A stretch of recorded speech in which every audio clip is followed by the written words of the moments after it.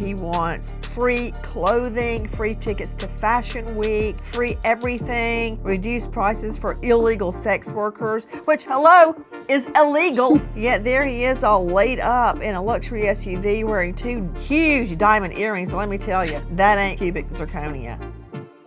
Joining us now outside the Monaghan Federal Courthouse, where Sean Combs is on trial in a multi-count federal indictment for sex trafficking and RICO. Standing by, Lauren Conlin, star of Pop Crime TV on YouTube. Lauren, thank you for being with us. Lauren, what do you make of what just went down in the courtroom? Diddy was officially allocated regarding his right to testify, and he will not be testifying. He was questioned extensively by the judge, and the judge said, "Mr. Combs, how are you?" And he said, "I'm great, Your Honor. How about you?" And then he actually said, "And Your Honor, I just want to let you know what a great job you're doing." And then they proceeded to ask him questions about whether or not he had a chance to communicate with his lawyers and discuss whether or not he would be testifying. And he stated that they had thoroughly discussed this, but it was his decision and his decision alone, and he would not be testifying in his trial. Lauren Conlin, what else happened in court today? The government officially rested today in court, and the defense will begin their case in chief tomorrow. As we understand it, the defense will be solely using exhibits as evidence and no witnesses. Now, Tenny Garagos did an extremely prolonged cross-examination of the government's last witness, Special Agent Joseph Cerciello.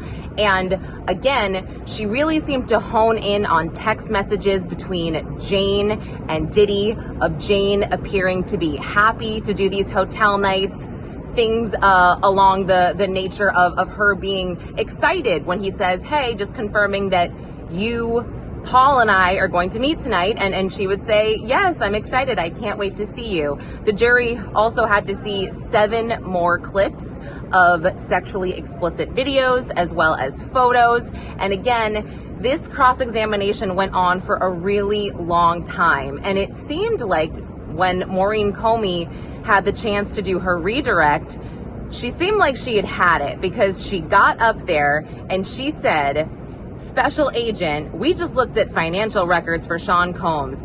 Did they reflect that Sean Combs paid to transport Cabral Williams across state lines?"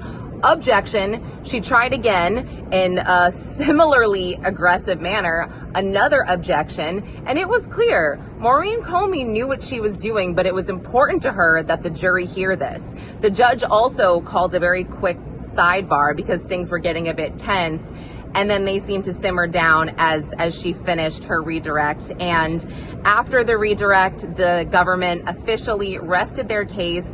And then we moved on to the Rule 29 argument, where Alexandra Shapiro argued that all 5 counts should be dropped, that the government did not meet the burden of any of the 5 counts.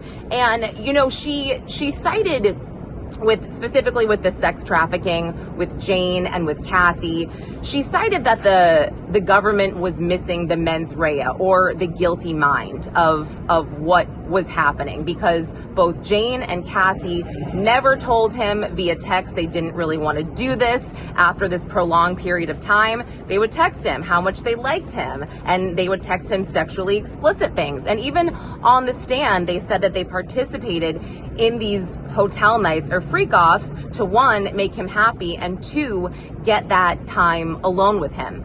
They also, just an example, the forced labor aspect of the RICO, they said this was insufficient because there should be threats of force to keep these employees working for you. And many of these employees, their biggest fear was actually losing their job, and they had multiple instances where they could have left, but they didn't, and they actually chose to come back and return to work.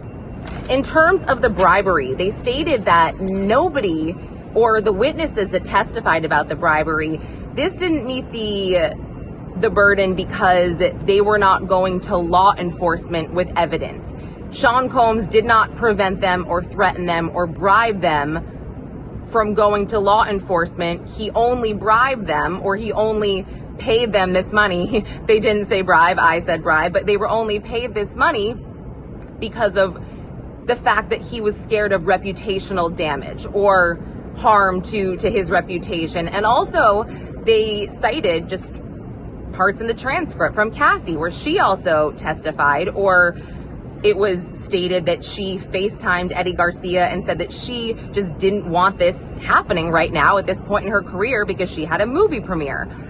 As far as the RICO charge as a whole, Alexandra Shapiro said there was insufficient evidence because there was no quote unquote co-conspirator. There wasn't this enterprise that he had built with his employees to do this criminal activity. If anything, it was the opposite, says the defense, that many, if not all, of the former employees on the stand testified that they had no idea what was going on in these hotel rooms except for the fact that Diddy wanted alone time or personal time with these girlfriends. They had no idea about any alleged criminal activity. And even they cited messages from KK where she accused Diddy of lying to her in 2023, saying, look, this is not going to work if you're lying to me, pointing out that these employees had no idea what was going on. They weren't co-conspirators. They did some personal things for him, like get drugs for him, and that didn't really constitute RICO. That was just, a mistake and again, a personal errand for Diddy.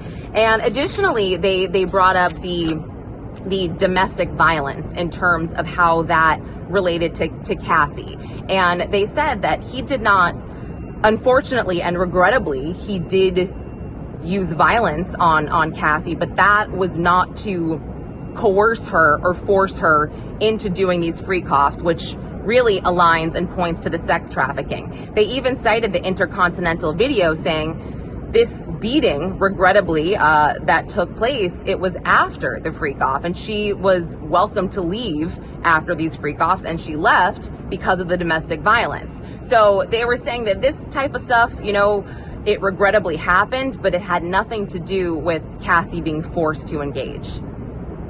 What more can you tell me, Lauren Conlin? After the government rested their 6-week case in chief, the defense possibly set a new record by presenting their 30-minute case in chief and resting right after the government. So the defense's case in chief, again, 30 minutes, they presented text messages and stipulations really undermining the government's witnesses. And there was an evidentiary discussion this morning where 3 or 4 of the exhibits that the defense wanted to present, specifically pertaining to Cassie Ventura, those were not admitted due to the government making arguments and the judge agreeing with these arguments. The text messages from Cassie that were admitted, however, they ranged from Cassie texting Diddy that she was his little freak, text messages where she said, I'll do better for you, I want to do better, and then a text where she referred to them as a team, and also text messages from Diddy asking Cassie if she could do a freak off without drugs this time, where Cassie gave a smiley face and then asked him for a quote unquote D-pic. And this, I believe, goes directly to the government saying that Diddy coerced Cassie into these sex acts by feeding her drugs. And the defense was trying to show, no, Mr. Combs was really trying to not have her do these drugs. In terms of stipulations, Tenny Garagos reminded the jurors that Dawn Richard, her testimony, or her meetings with the government, rather, she never brought up the fact that Diddy had told her if she told anyone what she saw pertaining to him hitting Cassie over these eggs, that people would go missing. They reminded the jury that she only said this to the government during maybe her last meeting, and then she said it on the stand, and she had multiple meetings. They said the same thing about Capricorn Clark. They said out of 13 meetings with the government, she only mentioned in the last 2 meetings this alleged phone call that she made to Kid Cudi and Cassie outside of Kid Cudi's house while Diddy was allegedly inside and trespassing. And there was also a moment during Capricorn's cross where she had thought maybe a third party was on the line as well, but she didn't remember. And then, of course, we were reminded of testimony like Brianna Bongelin, who was essentially impeached regarding the timing of the alleged balcony incident. And it was quick. It, again, was 30 minutes. They rested their case. And the jury charges will be discussed on Wednesday with the defense and with the government and the judge, of course, with closing arguments still set to happen on Thursday.